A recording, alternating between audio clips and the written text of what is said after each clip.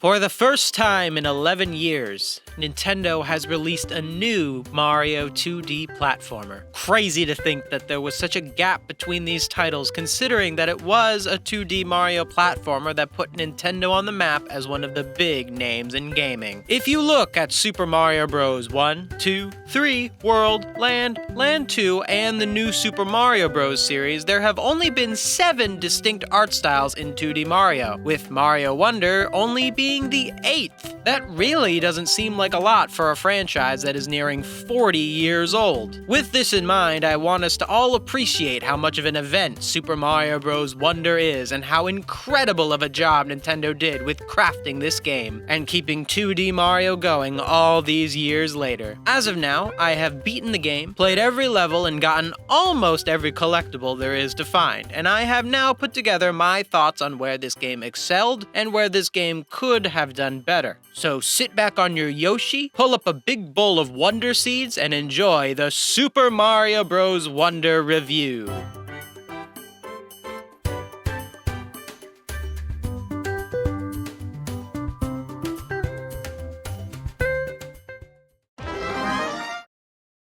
I do want it known how much I enjoyed this game, and the things that I'm going to be saying about it are more so things that I felt could have improved the game. Nothing I am going to talk about ruined the experience or made it trash, but I do have some things I would like to say about some of the choices the developers made. There is one design philosophy that Nintendo had with this game that I actively disagree with and found myself annoyed with every time I came across a game design decision that was influenced by it. I will call this design philosophy kid gloves. I define kid gloves as a design choice put into a game to make it appear more accessible to younger audiences who may not be capable of playing video games very well. On the surface, I don't mind these. They only bother me when they affect my own game experience. Now, before you comment, it's a game for kids, I will let you know that I'm aware of that. But Super Mario Bros. 3 was a game for kids too, and it doesn't have any of these kid glove issues. Before I complain further about kid gloves, I need to give Nintendo the benefit of the doubt regarding these decisions. It is possible that maybe there's some sort of business strategy that I'm not seeing. Perhaps the very things that I'm complaining about is the reason that Mario dominates as a game series. And these little issues are just the price Mario has to pay in order to stay on top of the industry. Maybe easy mode characters, underwhelming bosses, and overly easily rewarded Wonder Seeds are necessary to driving up sales for the game, which gives Nintendo the resources to make more great games. Keep in mind as I complain about kid gloves that it may well be possible that Nintendo is making the right business decision here. And if these little annoyances are why Mario gets to be the biggest face in gaming, then maybe it's worth putting up with. With all that out of the way, why did you ruin Yoshi, Nintendo? There are so many fans of this character who just can't play as him because it would ruin their gameplay experience. If you've been living under a warp pipe these past few weeks and don't know about the Yoshi problem, basically Nintendo decided that the characters Yoshi and Nabbit would not take damage from any enemies. They could still die by falling into holes or getting crushed, but they are basically invincible. What people like myself are angry about in regards to this design decision is that it makes these characters unplayable for those who actually want to play the game with a challenge. Playing as a character who doesn't take damage isn't fun for the average player because, well, a lot of the game is avoiding enemies. More people are upset because this happened to Yoshi, since Yoshi has been an established Mario character for decades, and has appeared as a playable character in Mario Kart, Mario Party, and even Super Smash Bros. Nabbit, on the other hand, is not as popular as a character, and has only been around since New Super Mario Bros. U, and has only been playable in New Super Luigi U and New Super Mario Bros. U Deluxe. In those games, he already was an easy mode character who can't take damage, so having him still be an invincibility character is just a continuation of the status quo. If only Nabbit didn't take damage, I don't think there'd be much discourse on this issue. The most common solution I've seen talked about to this problem is that Nintendo should have made easy mode toggleable and apply to any character. That way the thousands of Yoshi fans and the 5 Nabbit fans can enjoy their favorite characters, and 4-year-olds can still beat the game. Not only would this be better for the more experienced players, but I think it would even be better for little kids. Cause what if a little kid wants to be Mario or Peach? You're gonna tell little Timmy that they have to play as Yoshi? What if they hate dinosaurs? It just seems like a solution that helps no one. All it does is restrict how we play the game, and I think that is what people are upset about regarding this decision. Nintendo is often one to tell you how to play their game. They want things simple, they don't want you to have to click a million menu items before you start the game, but I'm sorry to say, the alternative is worse. Something Mario and Nintendo games in general excel in is how good it feels to move around as the characters. Mario Wonder is no exception. One change from previous Mario games that I very much appreciate is that you don't bump into the other people you are playing with in multiplayer mode. This makes multiplayer so much more playable. The biggest gameplay shift are the badges, which are a fun little gameplay element that allows you to equip a certain special ability per level, with the caveat being that you can only choose one. There are 3 types of badges. Red badges affect character movement, blue badges affect character properties, and these yellowish metallic looking badges completely overhaul the game. I mostly used the red badges throughout the game. While the blue badges offered good uses, they were never worth not having a superior red badge. For example, there's a badge that makes you start a level with a mushroom, guaranteeing you'll get a decent power up at the start of the level. This is a good effect, but do I really want to give up a different effect for it? One blue badge I do appreciate is the sensor. This eliminates the need to look up a guide to find every collectible in the game. I usually use it in levels I already played, but just couldn't find that last big purple coin in. The best badges are the jumping related ones. Parachute cap and double wall jump were the main ones I equipped throughout the early game, but once I got double spin jump, that became the badge I used in 90% of levels. Double spin jump is the best badge by far because it gives you so much more air mobility. I used it so much that the muscle memory of it is ingrained in me. I'll try to double spin when I don't even equip the badge. I've even caught myself trying to double spin jump in previous Mario games. For water levels, I equipped Dolphin Kick, as I'm sure everyone else did too.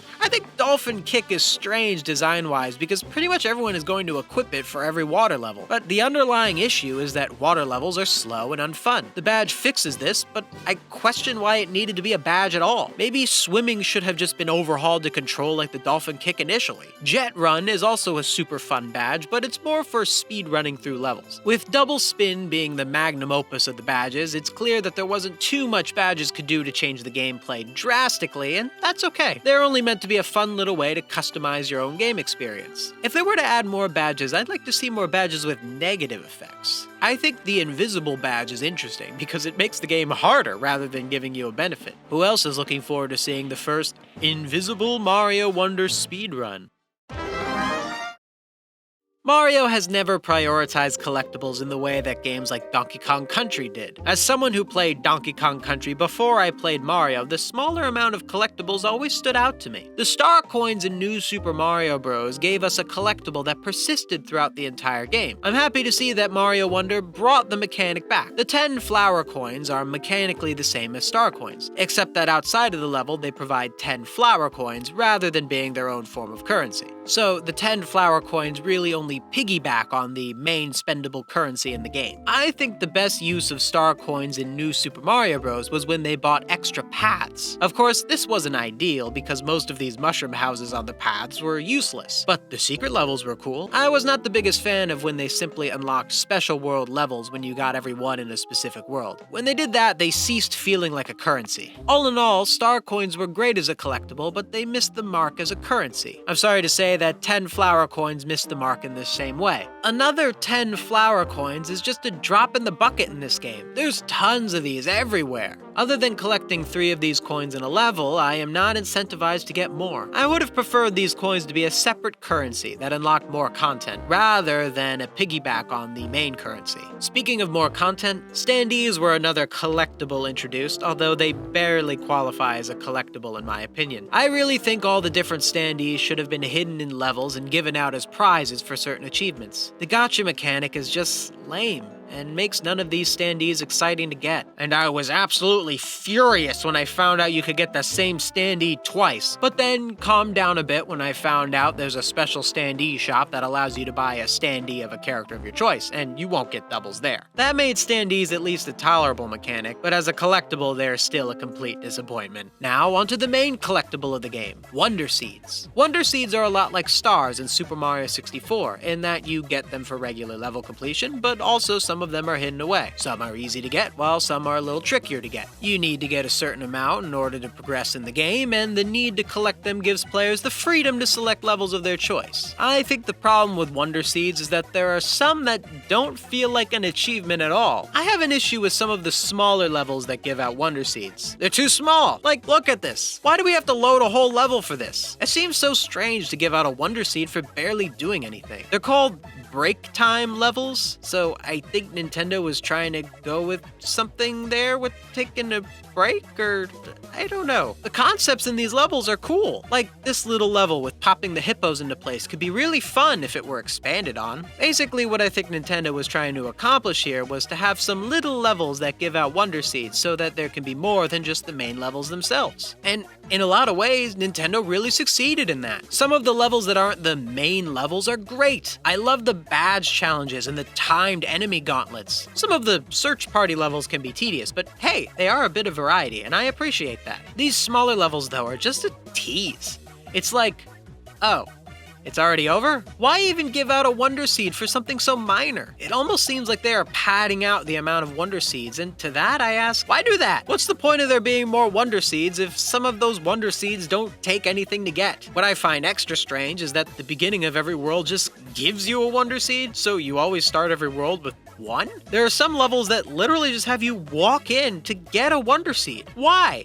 What's the point of a Wonder Seed that you didn't earn? I think this design choice was another instance of kid gloves. Nintendo popped in these super easy tiny levels because they think little kids would get a dopamine rush every time they get a new Wonder Seed, whether they earned it or not. This is another choice that brings down the experience of some of the audience for the sake of some perceived benefit for younger audiences.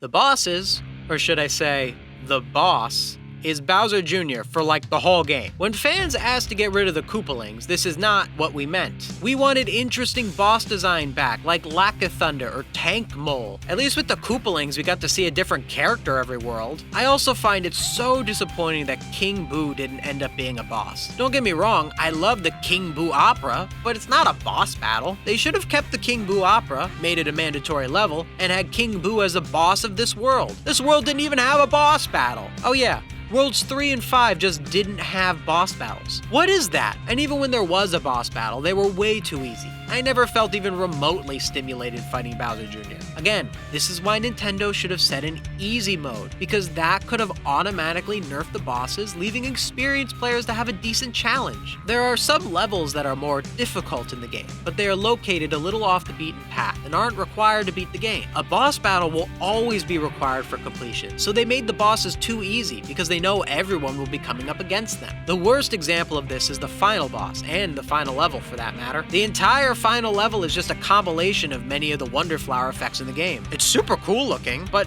it's not hard. It's the last level. It should be hard. At least a little bit. And then the actual boss itself isn't too difficult either. It's all about time jumps hitting the disembodied Bowser head. It's decently long, I'll give it that, and the jumping over the fire piranha plants isn't the easiest thing in the world, but it didn't feel too much like a final boss in terms of challenge. But the worst thing regarding bosses is the lack of a boss in the airship levels. There is no boss, just this little conveyor belt towards a big button. You press the button, and the metal Bowser thing gets backed up and eats all the boxes and explodes. They are short and unintuitive.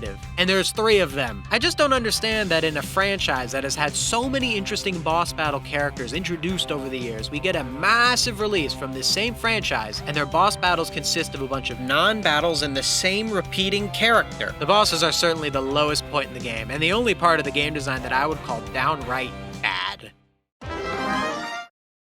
Now let's get to Mario Wonder's greatest strength, the level design. These levels are excellent. They follow the classic level formula of introducing a concept and then expanding on it. This concept was perfected by adding in the Wonder Flower that turns the level concepts on their head. I said in a previous video that the levels could have been a little longer, and I stand by that still. The short length of the levels does benefit the game in terms of offering good pacing and making it easier to play a lot of levels in one play session. But what we lose with short levels is a way to really flesh out all of the interesting concepts and enemies that these levels introduce. Many interesting enemies and concepts are only used once in the entire game, and when they are used in a pretty short level. Let's take this cool on and off switch level in the desert world as an example. We've got a really neat concept revolving around changing these blocks from red to blue. Problem is, this is the only use of this concept in the entire game, and this level isn't even that difficult. It just seems like we only get a taste of these awesome concepts, but never really get to play a level where the concepts are pushed to their limit. The place where the concepts should be pushed to their limit are in the special world. I will admit that these are decently challenging levels, but there are only 9 of them, and they still suffer from the shortness problem. I also think that the levels have great spectacle, but some of these levels are being carried by their spectacle rather than the gameplay. Take for instance the musical levels. These are regarded as some of the highlights of the game, and I really enjoy them a lot. Once I got to the Piranha Plant Parade, I knew I was going to be in for a great Mario game. Problem is that these musical portions are not accompanied by challenging gameplay. I almost feel like I'm just watching a music video instead of playing along to the music. The Wonder Flower effects are an incredible addition to this game, but many of them suffer from the issue of being too short or too easy. Overall, none of these levels, even the secret levels, offered much in a way of challenge and often felt just a little too short.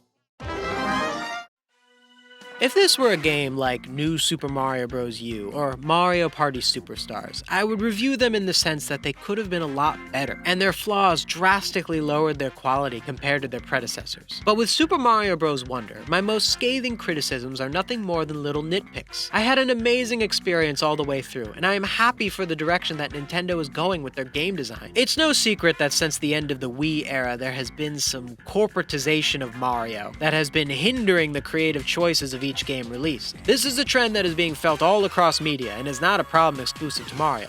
I am happy to see Switch-era games like Mario Wonder and Mario Odyssey giving us new things in the franchise. Will we ever get to a point where Nintendo lightens up the restrictions enough to get Waluigi in a mainline Mario game? Who knows? But I certainly never expected to see Daisy, so it seems the franchise is moving in a different direction. Gameplay-wise, Super Mario Bros. Wonder follows a trend in Switch games of putting a lot of a little to make massive games filled with itty-bitty bits of content. We can see this with Mario Odyssey and its many moons, and Breath of the Wild and Tears of the Kingdom with the many shrines and many Korok seeds. While I really do enjoy games like this, I think Mario Wonder missed the mark just a little bit with this sort of design compared to Odyssey and Breath of the Wild. Mario Wonder just feels like a lot of little bits with its main levels, and the side challenges felt like even littler, bittier bits. I would like for Nintendo to understand that when Mario is targeted towards all ages, that should mean all ages. The franchise is almost 40 years old now. People who played the original Super Mario Bros. On NES at 10 years old will be nearing 50 now. They've got to consider the older audience as well as the younger audience. For all its minor flaws, Super Mario Bros. Wonder was an incredible experience for the ages. It weaves gameplay and style together to make a game so smooth and fun I couldn't put it down, and I beat it in less than a week. My most uttered phrase while playing was,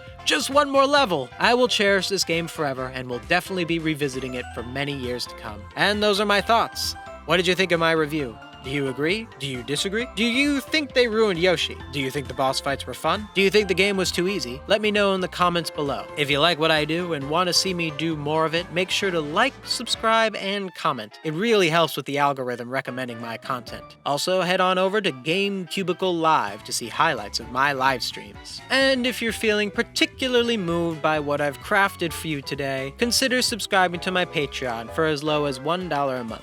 Thank you so much for watching. See you next time.